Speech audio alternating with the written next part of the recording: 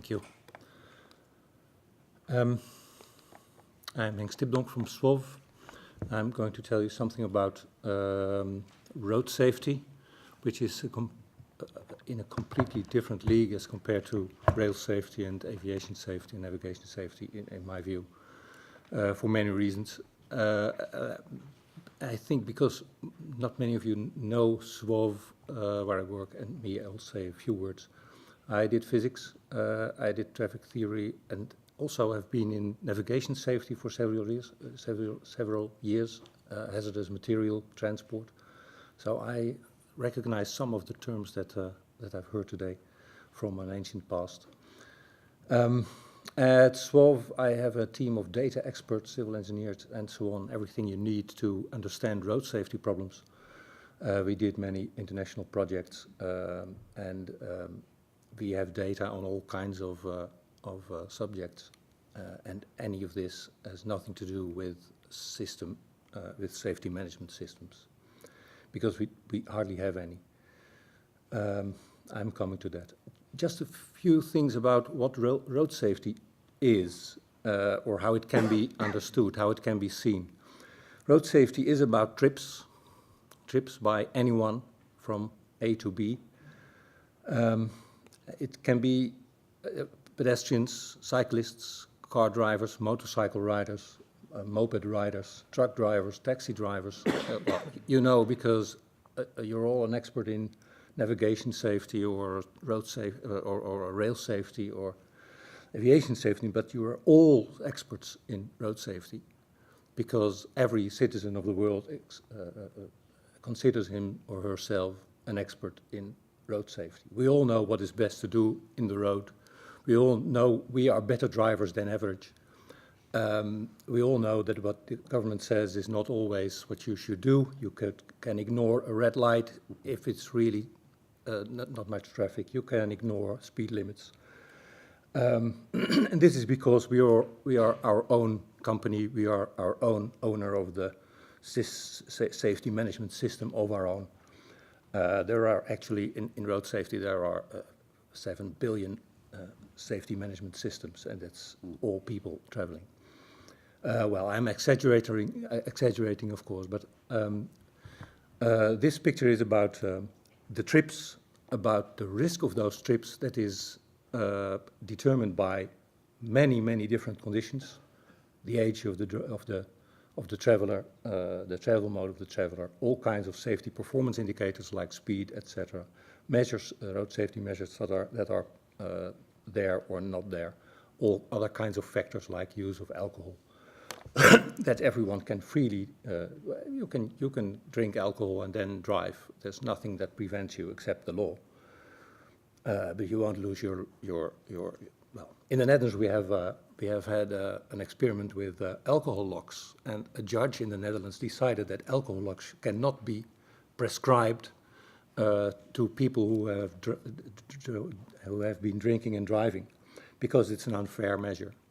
Because if someone is a truck driver and he is on a Saturday evening he is caught driving, you cannot force him to use an alcohol lock on every truck of the company he's driving for.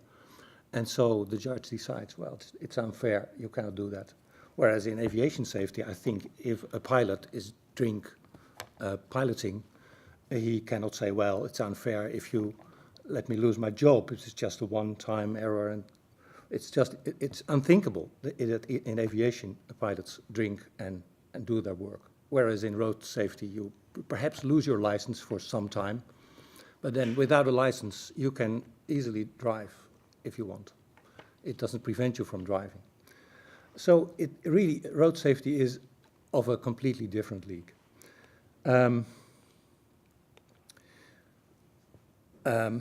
So when we compare road with rail and air and navigation, we see some essential differences. There are hardly any professional users except for truck drivers, taxi drivers, and bus drivers. And to be honest, many of them are, although professional, far from safe from themselves.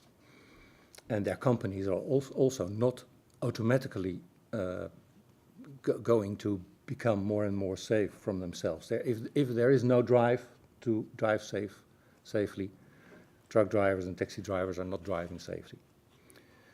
We have many different road authorities, municipalities, provinces, the National Road Authority. Look at enforcement.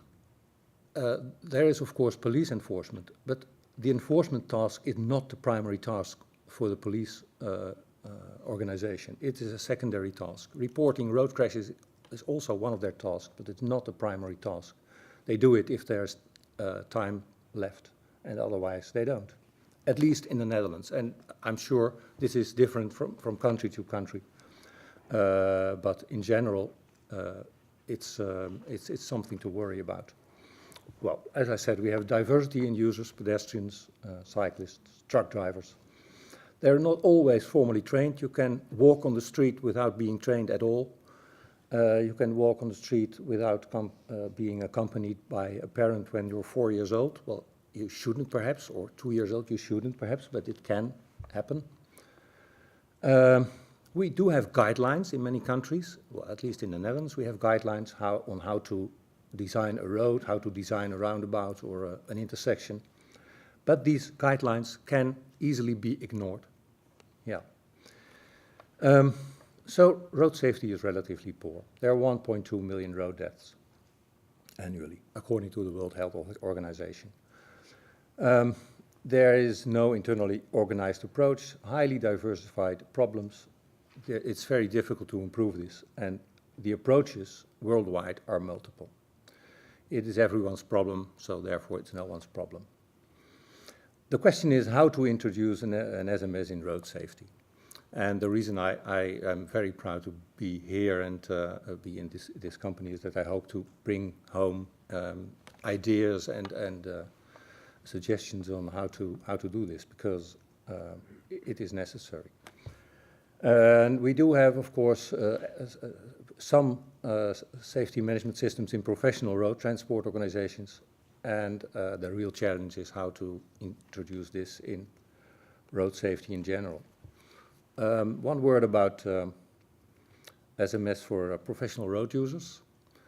In the Netherlands, we have an inspectorate that sees to improvements in this direction, and one is they have system supervision, which means companies who give attention to drive and rest times for their truck drivers and make sure their trucks are never overloaded, and follow the regulations regarding transport of dangerous goods. Those organizations can apply for system supervision, and if they meet the rules, they are less often stopped on the roadsides. And we have a weighing in motion project where cars are weighted on the way. The 100 most severe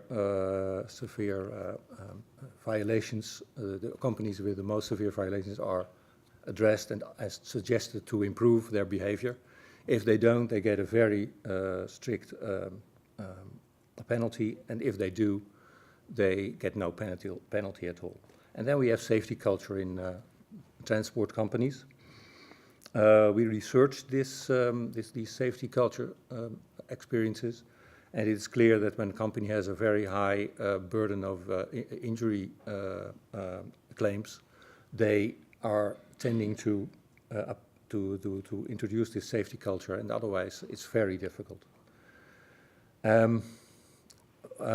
My last sheet, I think, the SMS for road safety in general, there are initiatives. There's one from this organization, from the OECD. It's the safe system approach.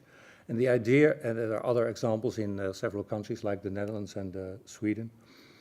The main idea is there should be a shared responsibility among all those who design, build, maintain roads, vehicles, provide post-crash care, etc., etc. All professionals in the traffic system, they should share this responsibility. It's the only way to make road safety, to make road traffic safe, is by professionally removing, is the idea of this OECD report, the the influence of the road user itself. He is vulnerable, he is human, so he makes mistakes, and we should accept that and solve the problem by having the professionals take their role.